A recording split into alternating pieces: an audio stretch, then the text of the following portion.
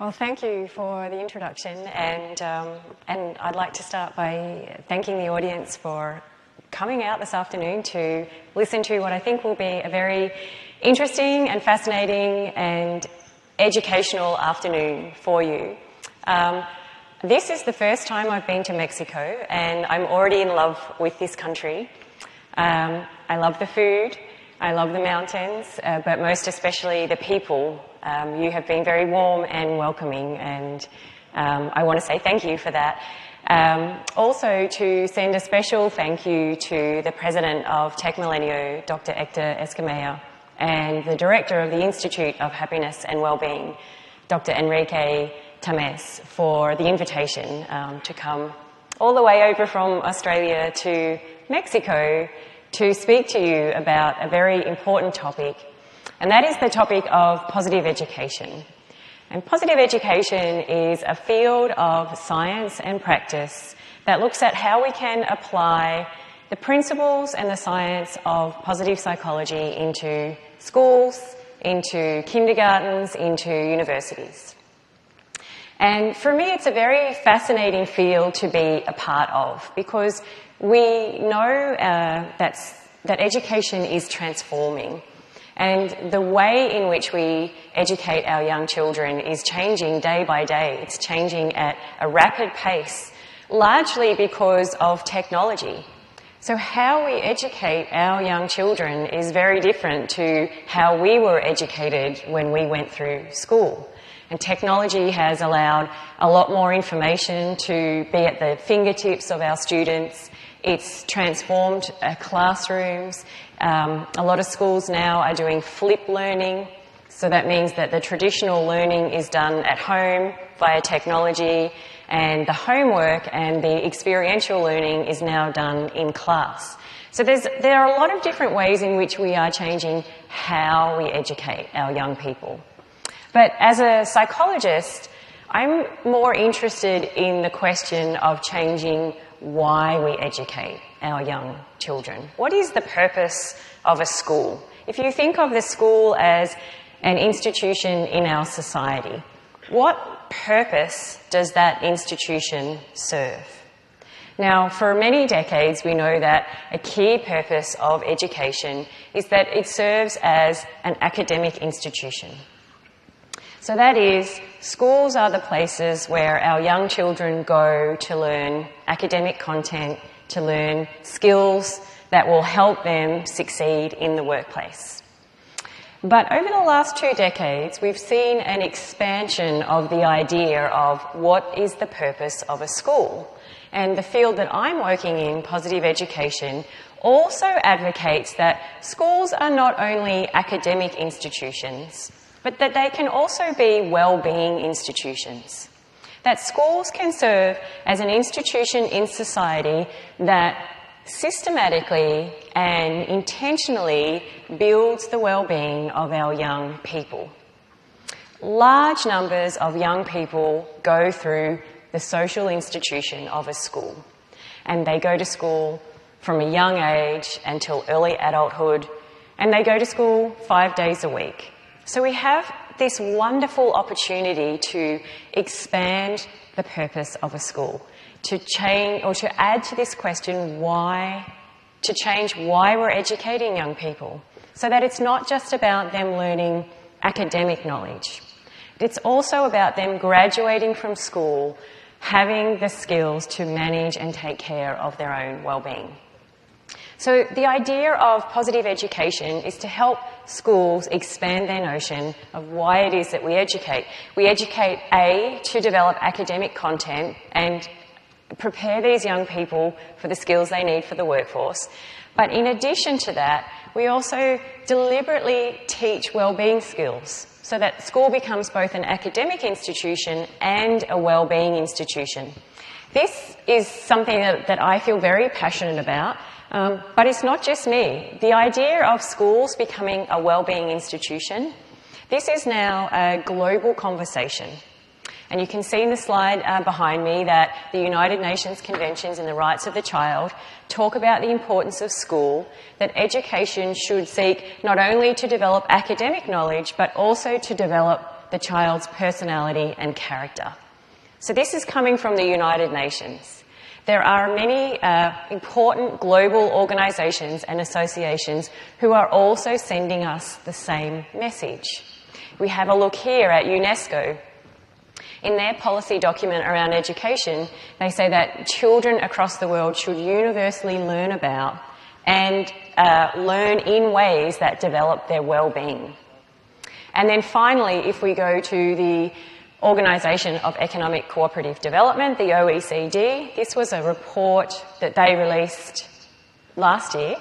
And a specific quote is they say, perhaps the ultimate goal of education policy makers, teachers and parents is to help children achieve the highest levels of well-being possible.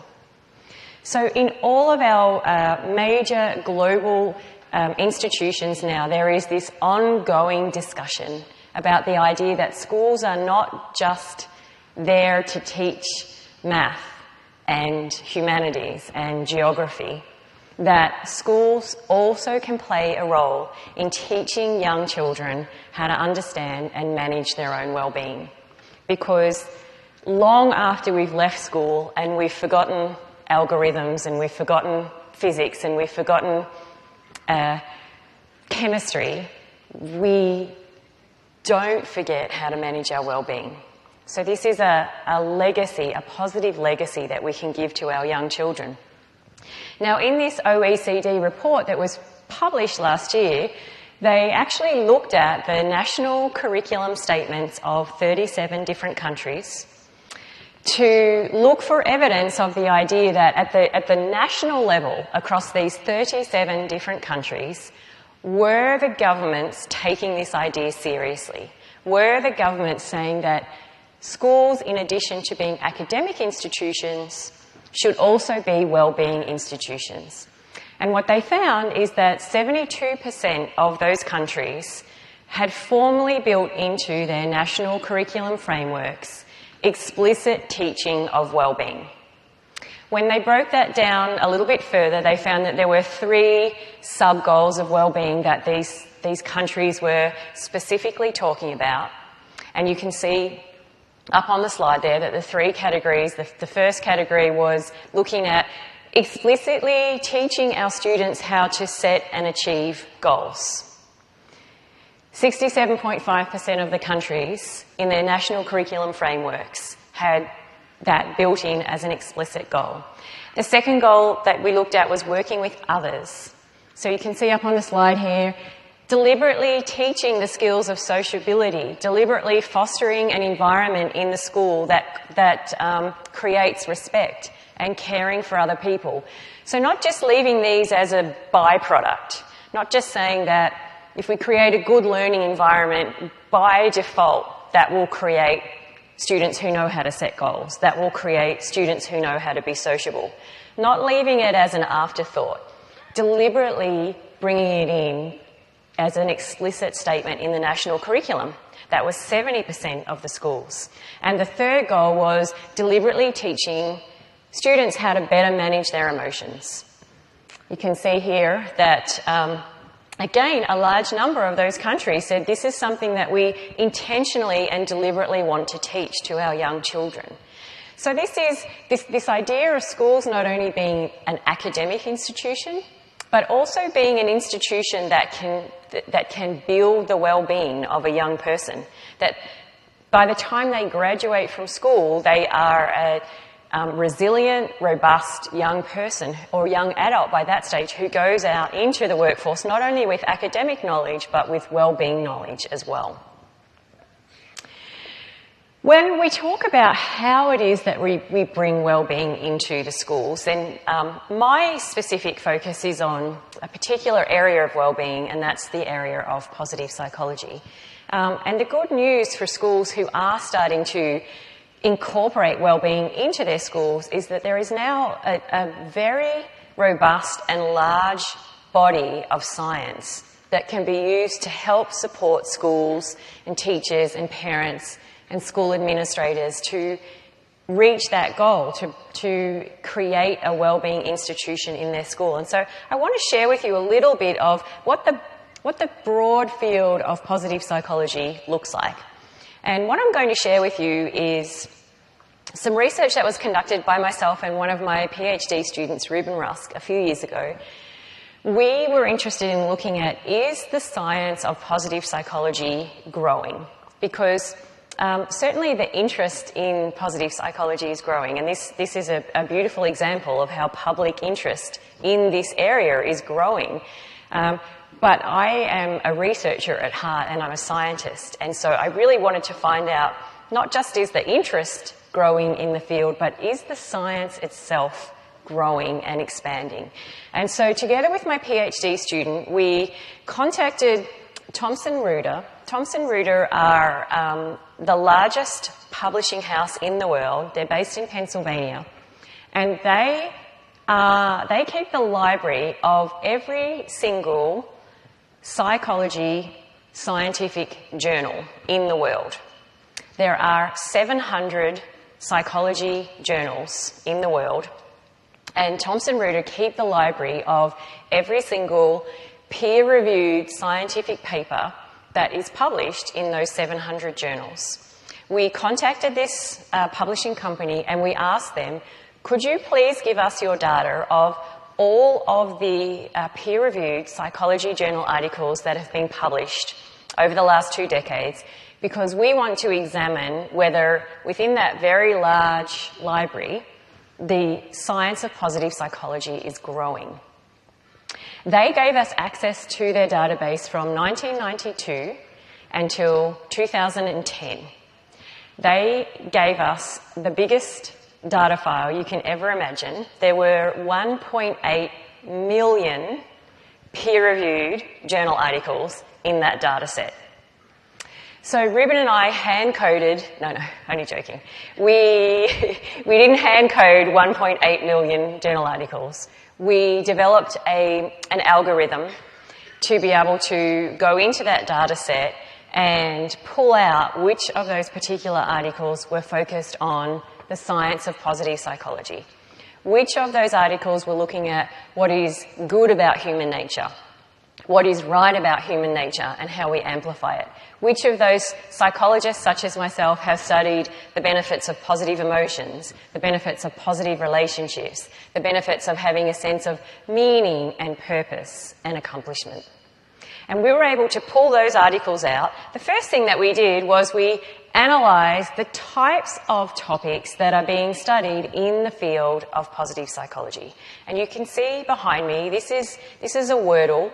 And what the Wordle does is it pulls together all of the topics in those 1.8 million journal articles. And the bigger the word, the more that topic had been studied. So I don't know about you, and maybe it says something about me because I am a scientist and I'm a bit of a nerd in that way. But when I look at this slide, it makes me feel happy. I actually downloaded this slide and I put it up on my fridge at home because it made me feel happy that there were scientists all across the world who were scientifically studying the good qualities in human nature. Before I moved into the field of positive psychology, I had 10 years as a researcher, as a psychology researcher, and my days were filled with studying stress, bullying, toxic leadership, workaholism, burnout. So I was surrounding myself with negative phenomena every day. And so this particular slide always makes me feel happy that I know that I'm part of a community now who are seeking to scientifically understand what promotes happiness, what promotes self-efficacy, what promotes engagement, what promotes meaning. Because if we can understand the elements that create these positive conditions, we can bring those elements into schools, we can bring those elements into families, we can bring those elements into workplaces. So this was the first thing we found in that analysis. The second thing we did was look at, well, is the science growing? And you can see here that we track the science, and it's absolutely growing from 1992 through until 2010, which was the database that the publishing company gave us. Over that time period, the science grew by 410%. It is the fastest growing subfield of psychology. And there are many subfields of psychology. So we have positive psychology, we have clinical psychology, neuroclinical psychology, developmental psychology, educational psychology, sports psychology, performance psychology, music psychology, neuropsychology, and I could keep going. So the point is that there are many different subfields within the overarching field of psychology, and positive psychology is one of those subfields, but it also happens to be the fastest growing subfield of science. That, to me, was music to my ears, to know that I'm not only contributing in a positive way, but I'm part of a growing field of science. And it also comes back to the idea of schools being wellbeing institutions, because there is a lot of science now to support you as a school in taking that journey. It needs to be said that it is easy to have such a large percentage increase when you start at such a low baseline. So back in 1992, only 1% of psychological researchers were studying our positive qualities. 99% of psychological researchers were studying either neutral or negative qualities. So it is easy to get such a large percentage increase when you've only got, when you start at such a low baseline. But you can see the curve, you can see the trajectory. It's definitely going up. It's not plateauing. So it's a fast-growing field of science. It's also a field of science that is spreading. So this was the other analysis we did in the paper. You don't need to know too much detail about this slide, but it's a network map. And so what we were able to do with this very large database is have a look at where are positive psychology topics being studied in different fields. So what you see is the bigger the circle, the higher the concentration of scientific peer-reviewed publications.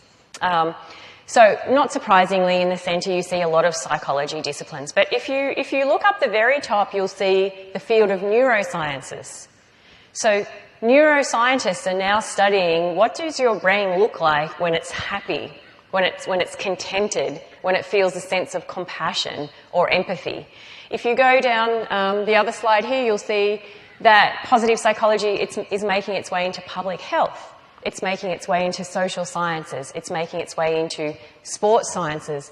Down the bottom here, you'll see that it's making its way into management and organisations, which is what you're going to hear a lot about tomorrow if you're attending tomorrow.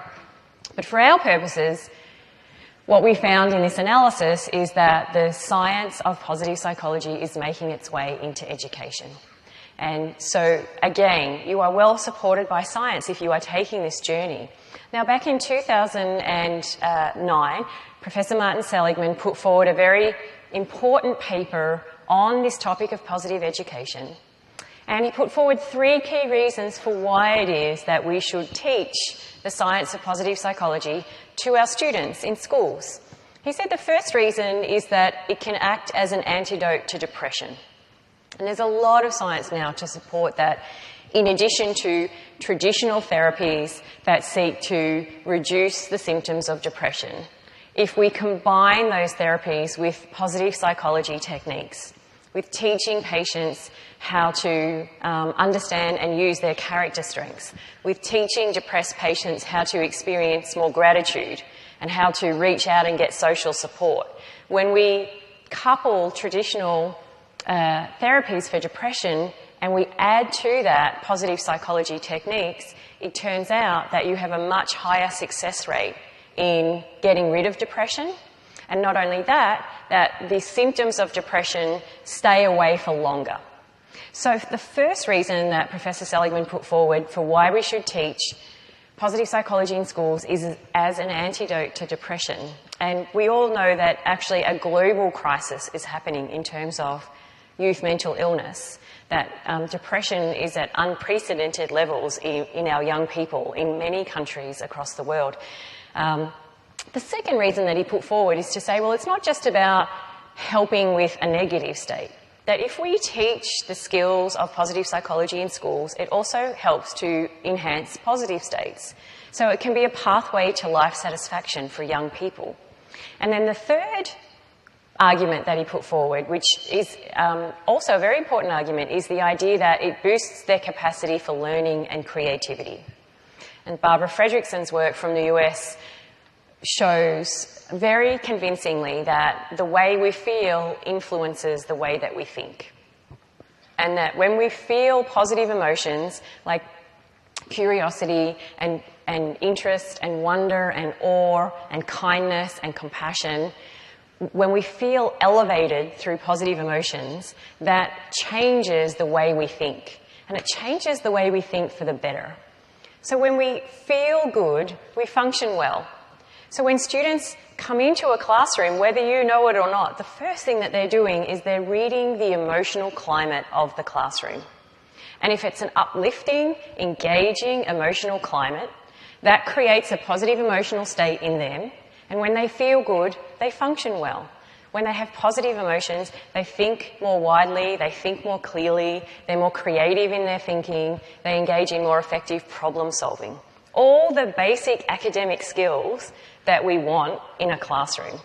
And you can get those skills through fantastic curriculum, through great technology, through well thought out lesson plans.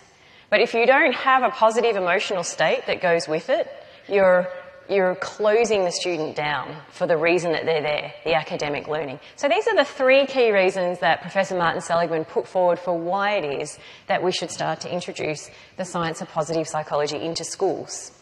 So it comes back to this idea that today schools shouldn't just be seen as academic institutions, but we should also be recognising that they have a dual purpose.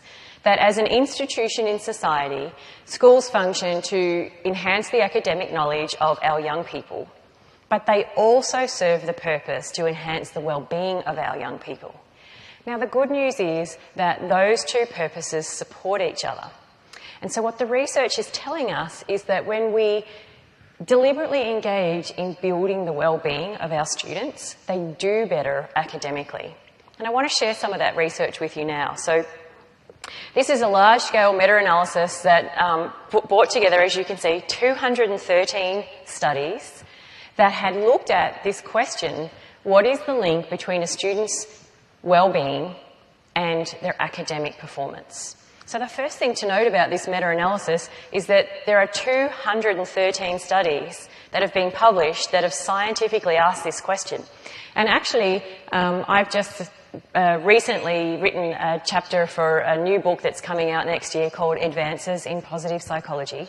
And I wrote the chapter on positive education. And I've extended the search. I was able to find 280 peer-reviewed, published scientific journal articles that have looked at this relationship. And by and large, what those researchers are finding is that there's a positive link between the well-being of the student and the academic performance of the student. So what we see here in this large meta-analysis was that when students go through wellbeing programs at school, on average, they do better academically to the tune of 11%. So I don't know about you, but I have two children who are both at school, a son who's in high school and a daughter who is in primary school. If they get an 11% bonus on their grades because their school is taking care of their well-being, I'm pretty happy with that. So this is compelling evidence to show that when we take care of the well-being of a student, we also enhance their likelihood of academic success. It's important to say in this scientific study that the researchers did take into account all of the known factors that influence academic achievement. So they did take into account the type of school. They took into account the socioeconomic status of the student. They took into account the educational levels of the parents. All of the things that we already know are factors that predict academic achievement. Those things were all included in the analysis, and then they were put to the side. And the researchers said, okay, holding all of those things constant, if these students had a school that taught a wellbeing program, did they do better academically? And the answer is yes. 11% better in terms of their achievement tests. Now, the next study I want to show you comes from my country in Australia. We have a national testing plan, it's called NAPLAN, where we test the literacy and numeracy abilities of our students nationally. So every single student who's in 3rd grade, 5th grade, 7th grade and 9th grade goes through this national testing, so we can test their ability in math and numeracy, and we can test their ability to read and write, their literacy. And in this study, the researchers looked at 96 schools, all of whom had implemented a wellbeing program, some of whom had implemented the wellbeing program very successfully, very effectively, stuck to every element of the science of the wellbeing program, and then other schools who had sort of said, yeah, you know, we're kind of doing wellbeing, we've got this program, we're maybe doing one or two of the lessons, we've trained maybe one or two of the teachers. So we're sort of doing wellbeing, but not really to the extent that the program has suggested. And what the researchers found is that the schools who implemented the wellbeing program, but did it in a high quality and very sort of rigorous and consistent way, those students were 6 months ahead on the literacy and numeracy results. So those students had 6 months further of learning than the other schools, simply as a result of taking care of the wellbeing of their students. So there's a very strong academic argument for why it is that taking care of the wellbeing of a student also supports that first purpose. It helps the schools to be an academic institution. But I also have to say that I'm a psychologist, and yes, I'm absolutely interested in the academic results of the students who go to school. But I think that wellbeing in and of itself is an important endpoint. I think we have a moral obligation when we take charge of a young person and they come into our care in a schooling environment, that we're also looking at wellbeing as an endpoint in and of itself. That it's not always about grades and it's not always about academic achievement, and that if a young person leaves your school having resilience, knowing how to manage their emotions, having good social skills, knowing how to set goals and work with others, that's success. You've achieved success. So wellbeing is an important endpoint in and of itself. And I want to share with you some more of my research that's looked at this question. If we do implement wellbeing, we know that it improves academic achievement, but if we implement positive psychology practices into schools, does it work? In the sense of, does it actually build the wellbeing of the young person? And so this was another large-scale review that I did. You can see here over 3,000 students were involved in this study from a range of different countries. And the design of the studies was an intervention design. So that means that what we did was we took one group of students and we put them through some positive psychology programs. And we took another group of students who were the comparison group, who just went through school as usual. We tested the wellbeing of both groups before we started the program, and then we tested the wellbeing of both groups at the end. And if it turns out that the group of students who went through the wellbeing program had higher levels of wellbeing at the end, that gives us more confidence that it was as a result of the program, rather than just some sort of developmental spurt or the fact that they had an amazing teacher. So all of the studies that made it into this review were intervention design. These were the types of programs that were being taught in the schools that were part of this study. So they're all about how do we cultivate positive states. They were programs that specifically taught students how to enhance their levels of hope, how to enhance their levels of gratitude, how to have more serenity, more calmness, how to become more resilient and bounce back from life's challenges and adversities, and finally, how to know what your character strengths are and use your character strengths. So this was the focus of the programs, and this was the findings of the review study. Students who went through these programs had better wellbeing. That's the bottom line. When you put these programs in place and you work with young people who have amazing minds who absorb everything, and you give them the gift of teaching them explicitly about how they can have more hope, you give them empowerment about how they can have more gratitude, how they can have more serenity, how they can have more resilience. It turns out that they say, as a result of that, they have higher life satisfaction, they have higher self-esteem, they have higher self-acceptance.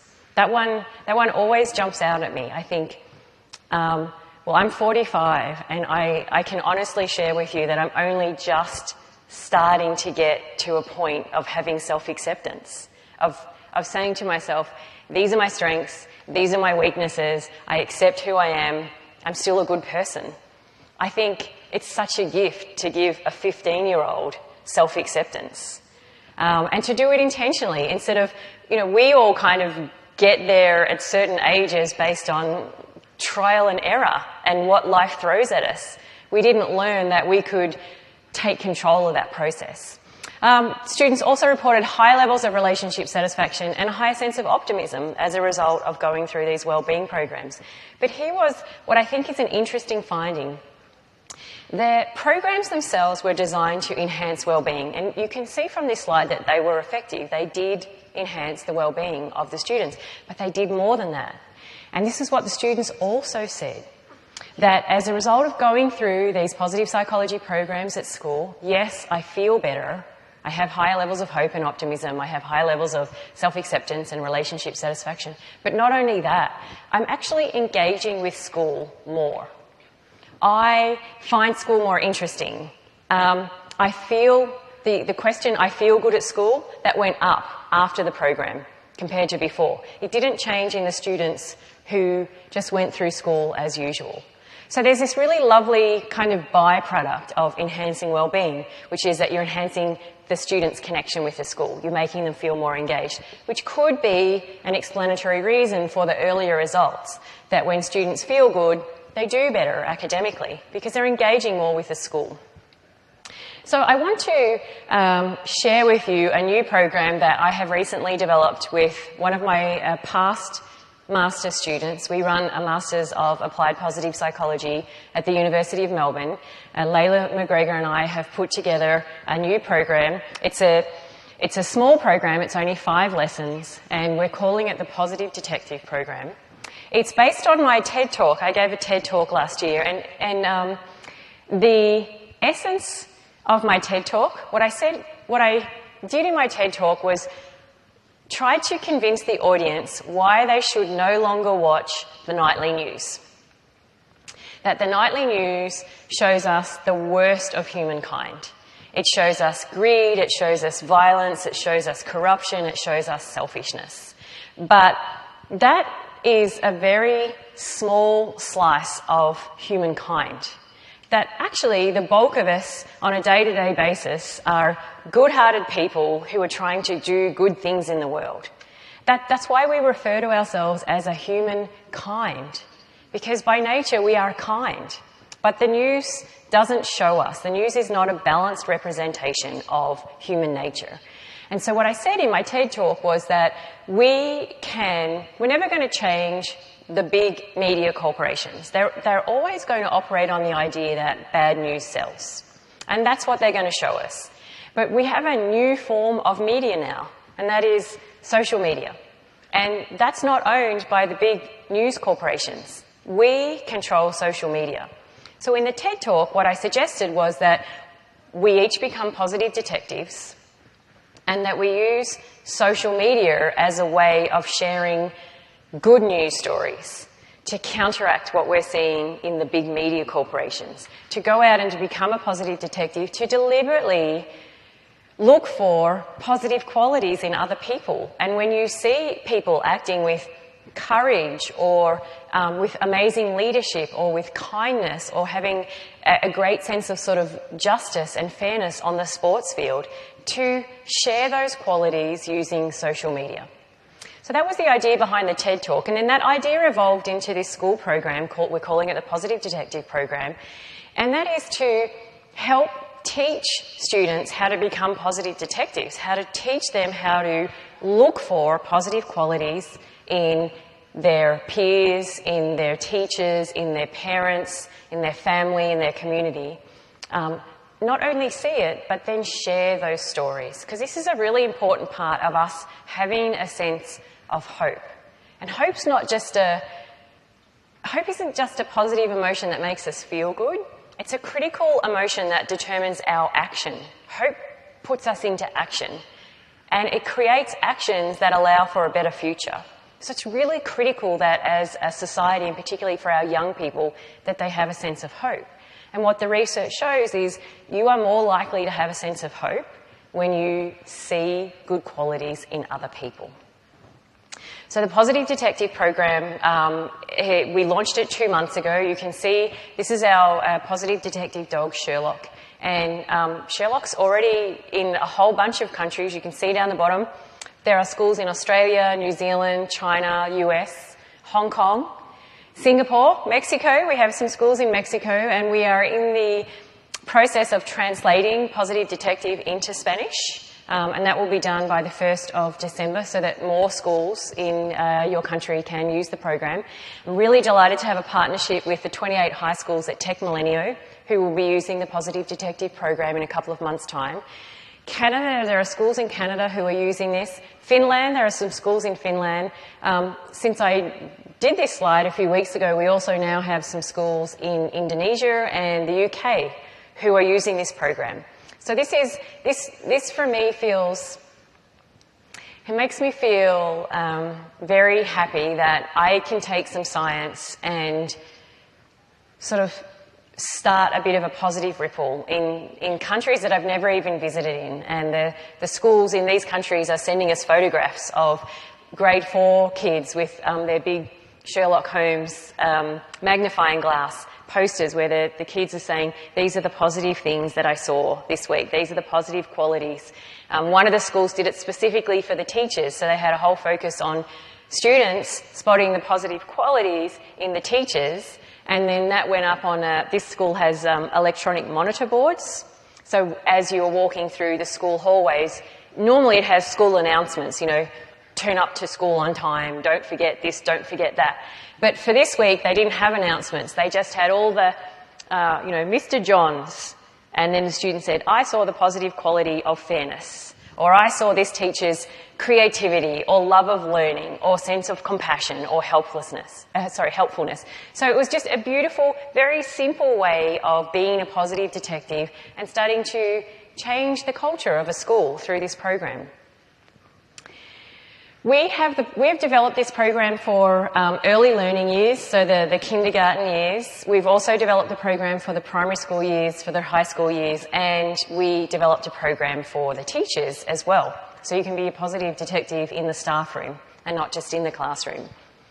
Every single one of these programs comes with curriculum, comes with lesson plans and a whole bunch of resources. So if you're interested, please feel free to visit the Positive Detective website, positivedetective.com, and as I said, by the 1st of January the program will be translated into Spanish. We have resources for the primary, resources for the secondary. Now, I have to tell you that when we first developed this program, our focus was on the students. We sent it out to a bunch of teachers who we knew, various countries across the world, and said, please give us your feedback about this program. How do we make it better and get it ready for schools? We got lots of great feedback from the teachers, but one of the common threads of feedback that we got from the teachers was, why are you only making this program for the students? Because actually we need it too. And one of the teachers sent me this fantastic visual, which I want to share with you.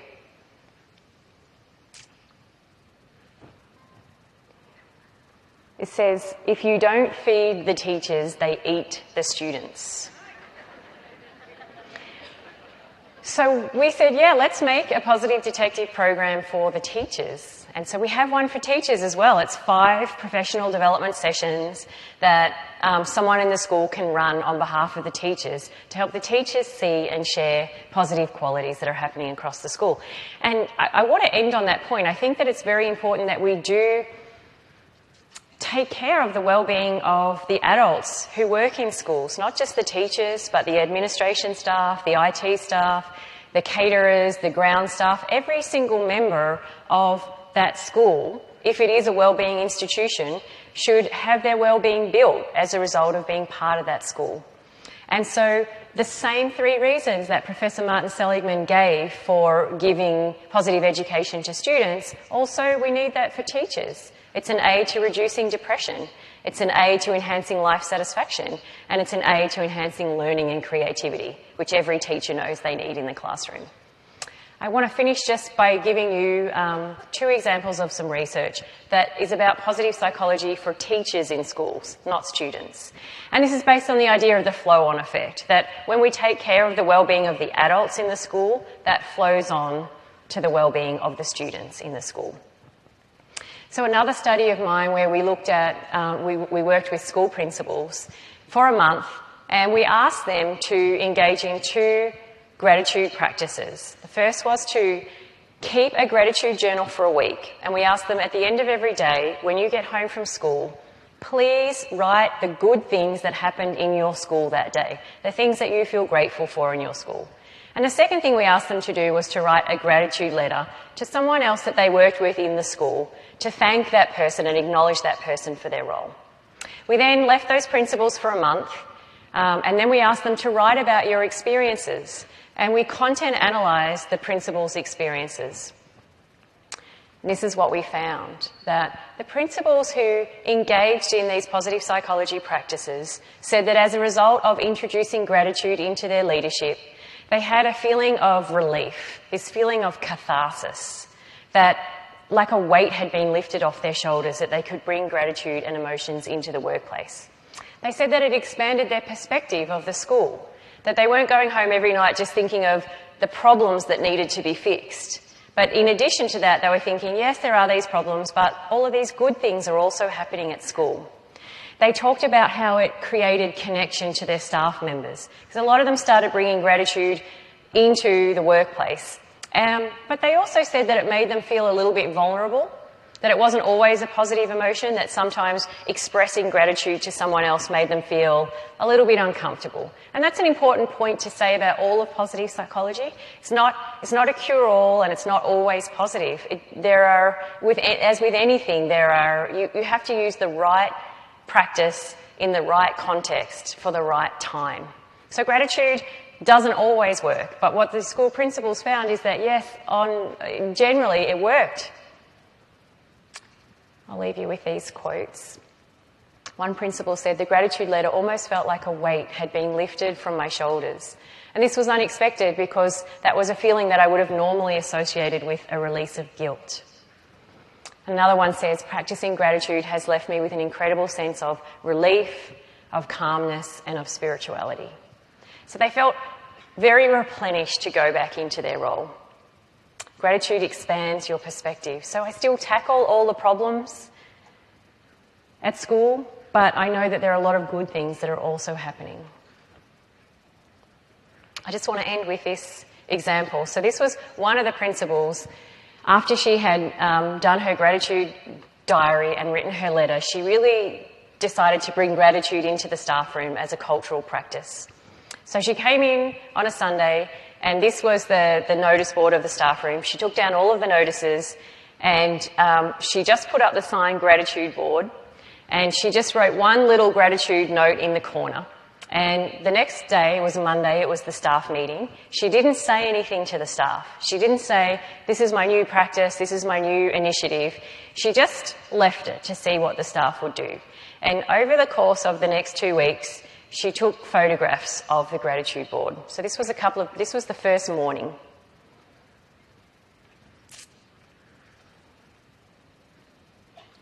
This is what the gratitude board looked like by the end of the first week at the school. And this wasn't a leader saying, "You now have to be grateful." This was just her providing the opportunity for staff about how to be grateful. And she told me that that one simple positive psychology practice made a huge difference to the culture of the staff room. She said that before that, the culture was very negative, that the staff would come in and they would complain about students and they would complain about workload. But when she introduced the gratitude board, they had a broader perspective. So it didn't mean that they didn't complain about those things, because those things are real and we need to acknowledge them. But they started to become positive detectives. They started to look more intentionally for the good things that were happening in the school. She also said she found that every time there was a new one, people would stop. They would want to read what was good, what was happening around the school that was good.